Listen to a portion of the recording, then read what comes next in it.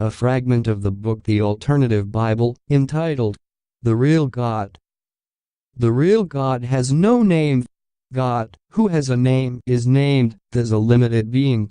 The true God goes beyond what can be narrowed down to name it or define.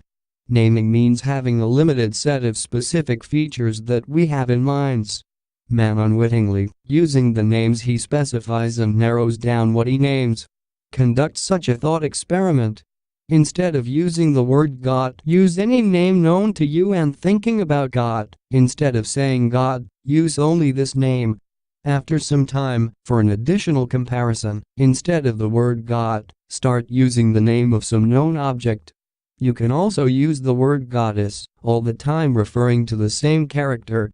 After a while, you will discover that although in each of these cases, you had to mean the same God, it was depending on what name you used, you had a completely different reception of God. As if the name itself meant that it was something completely different. And yet during this thought experiment, your task was to think about the same thing, one God each time. Now realize that the word God is also just a name under which every man has his own limited understanding of what he names. Carry out another thought experiment. Start imagining God in all possible ways, constructing in your mind the most detailed picture. Try to remember and note in memory all the features and attributes of God, or what you want to describe as a perfect God. Try to make this image as full as possible with all the information you can reproduce in your mind. When you have achieved this image and you will find them ready, stop for a while. And here is what you have to do. Try to move in your mind a bit of the limit of your imagination and imagine a little more perfect God, and also a little more refine the idea of his features. Contemplate whether all of the previous qualities you have attributed to represent in fact perfection, and if not, make them a bit better, so that this image would represent the ultimate perfection that you can imagine. You were able to move the limit of your imagination a bit, right?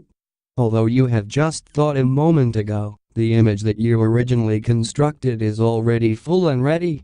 If you, in such a short time, afford yourself, with maximum effort on two different representations of God's perfection, how different imaginations must be between people and over the centuries. And now you realize that the true God goes far beyond your extended imagination.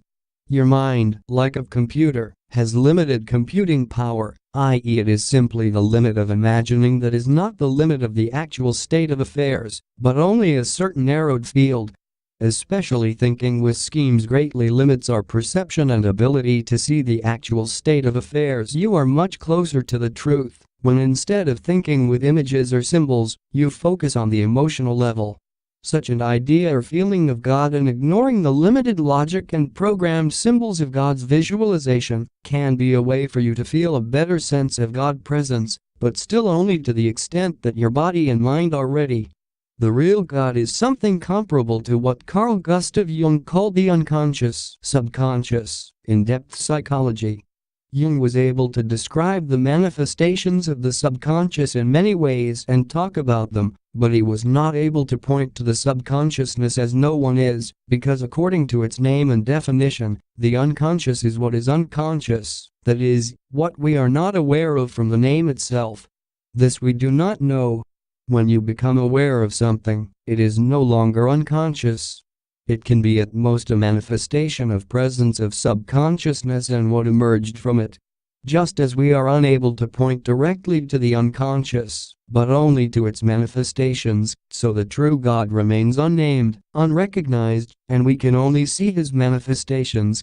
As in the case of Jung's unconsciousness, the mere use of the name God creates your imagination, which is not God himself, but only his image, which you created in your mind. This image should be your bridge for communication with God. As in Jung's psychology, the manifestations of the unconscious are a bridge to interact with it.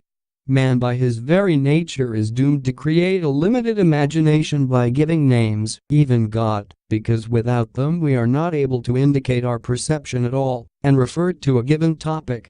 Remember this, knowing that God is something far greater than what you can imagine.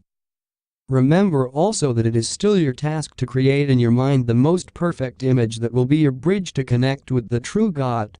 We have shown that man by nature, pointing to God and calling him, creates his narrow image.